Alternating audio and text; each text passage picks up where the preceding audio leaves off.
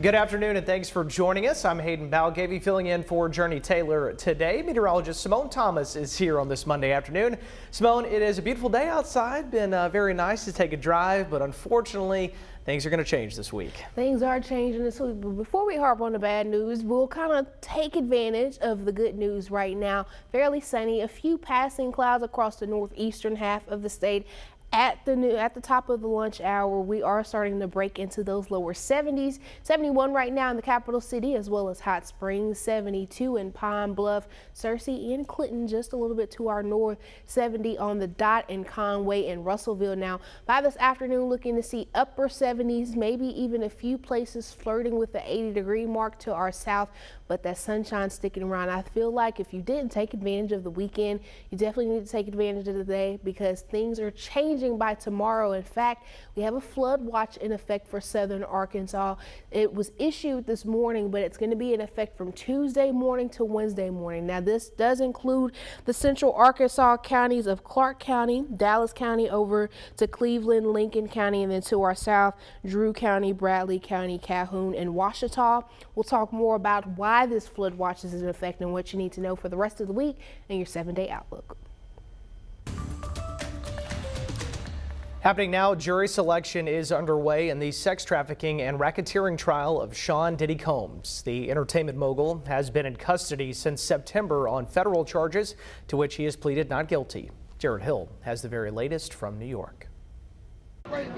Superstar Sean Diddy Combs center stage as jury selection in his federal criminal trial gets underway. Very famous and very infamous defendants get juries seated all the time. Dozens of prospective jurors are set to be questioned every day until a panel of 12 plus 6 alternates are chosen. The real trick here for both sides is to get those 12 people who claim that they can be fair and impartial. The disgraced entertainment mogul faces 5 charges, including sex trafficking and racketeering conspiracy. Prosecutors claim he drugged his alleged victims and forced them to engage in sexual acts. When Combs didn't get his way, he was violent. A key piece of evidence, the graphic hotel surveillance video in which Diddy is seen kicking and dragging his then-girlfriend Cassie Ventura in a hotel in 2016. He publicly apologized after CNN released the video last year. My behavior on that video is inexcusable. During the trial, Diddy is expected to come face-to-face with his 4 accusers. They include Cassie, who sued Diddy, accusing him of sexual assault and abuse over the span of a decade. While that lawsuit was settled out of court, it laid the groundwork for this criminal trial. This is about this individual using a business to run a criminal enterprise. Attorney Judy Saunders says defense lawyers will try to shift public perception. You want that jury seeing Mr. Combs as relatable, as human, as being a father. Last week, Combs rejected a plea deal. If convicted, he could spend the rest of his life in prison. Jared Hill, CBS News, New York. The trial is expected to last 8 weeks. Opening statements are scheduled to begin next Monday. The Hot Springs School District starting this week with an interim leader after the board voted to put Superintendent Stephanie Nahus on administrative leave. We first broke the news on Friday evening when the school board held a special meeting about her future with the district. This is all coming after police arrested Nahus's husband last week on a parole violation tied to a 2015 child sex abuse material case. Several people in the district calling on the board to take action, but they held off on making a decision during a meeting Thursday night. Then a phone call between the couple surfaced online. Now that development led the board to meet once again and take action. For now, Becky Roseberg is serving as acting superintendent. Former Superintendent Mike Hernandez will take over July 1st. We are also following developments in the ongoing legal battle of Scott Finkbeiner. The former Hot Spring County Sheriff is back in jail this week.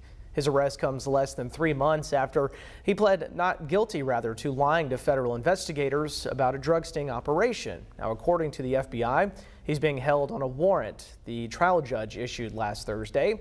He's now in the Saline County Jail, where he's being held for U.S. Marshals with no bond amount listed.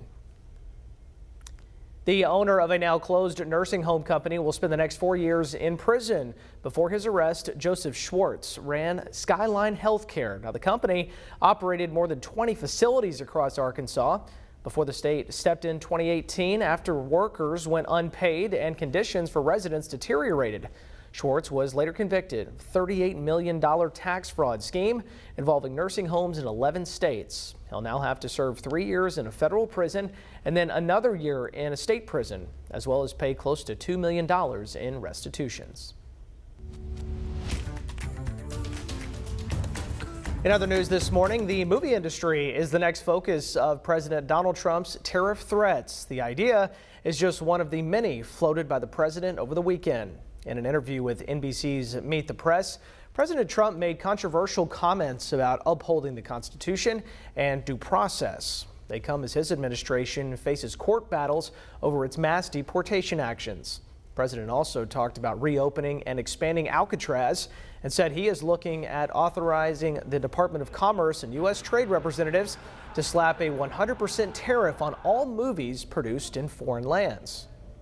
Other nations, a lot of them, have stolen our movie industry, and I'm saying if they're not willing to make a movie inside the United States, then we should have a tariff. Industry experts say it's common for movie productions of all budgets to shoot both here in the U.S. as well as other countries.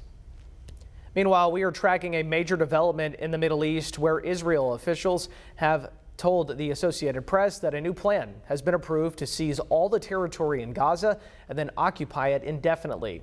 Approval of this plan would be a dramatic shift in the ongoing war. If implemented, hundreds of thousands of already displaced Palestinians will be pushed to southern Gaza, worsening what aid agencies are calling the worst humanitarian crisis to hit the area. Critics inside Israel, most notably the Hostages and Missing Families Forum, have lashed out at the plan, calling it, quote, a failed strategy. Now to St. Peter's Square, where the Vatican is prepping for the conclave that begins Wednesday. The group is tasked with choosing a successor to Pope Francis, who died last month. Workers installed curtains on the balcony today where the new pontiff will appear. A temporary chimney is in place on the roof of the Sistine Chapel, where cardinals will cast secret ballots. White smoke will eventually signal the election of the next leader of the world's Catholic Church.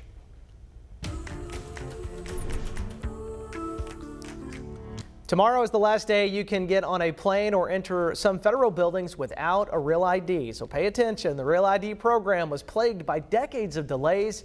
It was originally passed by Congress after the September 11th attacks. The enhanced security measures mean you have to present extra forms of identification to get a real ID and be compliant with those licenses. But Scott Harden with the state of Arkansas says even if you can't upgrade by tomorrow, most people don't need to worry.